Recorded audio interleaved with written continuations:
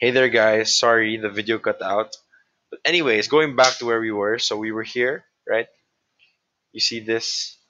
You can actually use it for Fibonacci. Like, let's say you're fond of that. All you have to do, click this fib retracement, right? From the bottom, draw. There you go, Fibonacci, right? You can actually do it the other way too, right? 0 to 1. Next, you can draw text. Let's say you wanna put something like JFA is the best, right? After that, you can actually also put notifications. Like, let's say you wanna point something out. Let's say here, right? Let's say stock price is good for entry.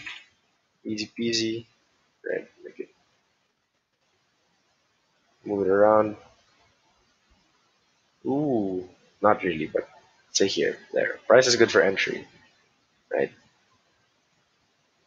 Then similarly, honestly, for when checking price, like let's say, oh, my stock price rose. How do I check? So here, oops, stock price. Click this button, price range. Ooh, it calculated for you immediately. 146%. That's so amazing. Amazing. Anyways, moving on. Um, more important features, you can zoom in, right? But anyways, uh, most important here is that one, you can lock all your drawing tools, right? So you drew, oops, let's say you drew a line, trend line, or wait, rather, so support here, then, oops, I'll make it green, then another resistance, like let's say over here, right? Then, oh, you don't want to edit anymore. Just click this button right here. It says lock all drawing tools. And you won't be able to move it, right, as much as you want. So it helps it when you're easier. Let's say you're moving your mouse around, right? Let's say it's not locked. Moving your mouse around and oh wow, oh no, I ruined my chart. This avoids that, right? If you want to look at the cleaner chart, you can hide it too, right? Or if you don't want anymore, just delete it, right? So that's basically all the functions of Investagrams, right? So what's going to happen after this is that I'm going to introduce you guys to some basic technicals. All right. So let's start with candlesticks. So firstly, candlesticks. Right. Let's zoom in. What's a nice stock? Let's say MCP. Right. Melco Crown. Let's zoom in at this particular candle right here. Right. Let's draw a circle around it. Where's that circle of ours? Here you go. Right.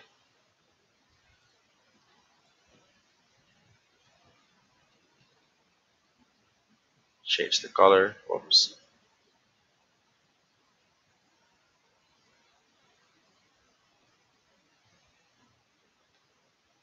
Let's make it something different.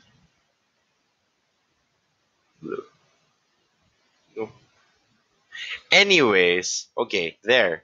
So you see this candle right here, right? For those that aren't familiar, candles are a way of telling the open, the high, the low, and the close, right? So think about this candle right here. This is a red candle, so that means it's a down candle, which means the open here is reflected in the open and the close are reflected in the box, right? So if it's a red candle, this here, the top of the box is an open, and then the bottom of the box over here is the close, right? For green candles, the opposite is true, right? So like let's say this green candle right here. Try and copy, clone it, right? Let's copy the whoopsie daisy. Let's copy the circle. So let's take a look at this over here. Let's make it yellow so it's easily seen, right? So you see this? This is a green candle.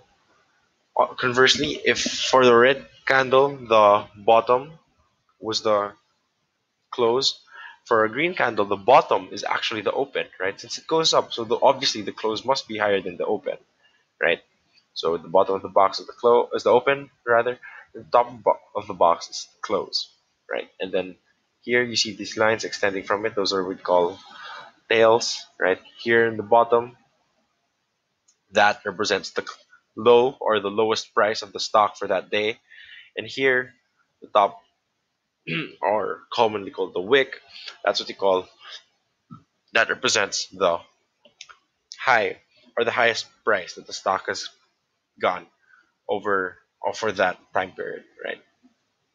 So moving on from candlesticks, right? There are a lot of candlesticks patterns out there. If you want to get an edge in trading, I suggest you read them. They're very, very useful, right? And I'm sure you'll be able to incorporate that. Um, moving on, basic support and resistance. Supports are where supports are where demand is strong and supply is weak, and resistances are where demand is weak and supply is strong. All right. So here, let's go to another stock. Let's say PSEI with a very obvious support resistance.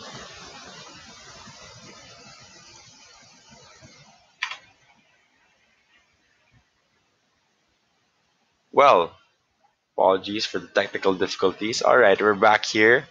Right. So basically, obvious support resistance. Supports, you draw them where stock prices, use the horizontal line, where your stock prices are bouncing off. So you see here, right, let's make it green so it looks like a support. It goes up, then it goes back down, but then, oh, it holds at this price level, right? It goes up, and the next time it goes back down, nope, it goes back up again, right? So this level you can see here, it's a very clear support level. That means buying pressure is strong, and if a stock is going down, right, I expect, generally the rule is you should buy it close to support levels. Similarly, resistances, that's where stock prices are. That's where stock prices are strong, or rather, that's where stock supply is very strong. Let's make it red to look like resistance, right? So you see here, it's going up, up, up, up, up, and then it bumps into this area, right? One thing of note: supports and resistances, they're not necessarily a certain specific price. It's not 7385.63. No, supports and resistances, they're generally a range, like say from 7.3 to about 7.4. That's about the extent of the resistance. Then for about 7.1 to about 7.150, that's about the range of your support, right? So moving on, so resistances, they're basically where supply is very strong, demand is very weak. So obviously, for the laws of supply and demand, if the supply is stronger than demand, then price goes down. And as you can see here, right? So moving on from the supports and resistances, right? Drawing trend lines. Let's go to Ali, one of the easiest places to draw trend lines, right? Like I already did earlier here, as you can see here, the rule for drawing trend lines, right? For uptrends, which most of you will be using since the Philippines is a buy only stock market, right? Or rather, long only stock market. What you do to create your own uptrend, you pick the bottom of a green candle. Whoops, wrong one. Trend line tool, make it green, right? So you click the bottom of a green candle and you just extend it, right? And you connect it to another bottom of a higher green candle, then you extend it all the way, and that's your trend line, right? The moment a trend line is broken, goodbye, right? Generally, these trend lines act as support and resistances, and the video is about to cut soon, so see you in my next video.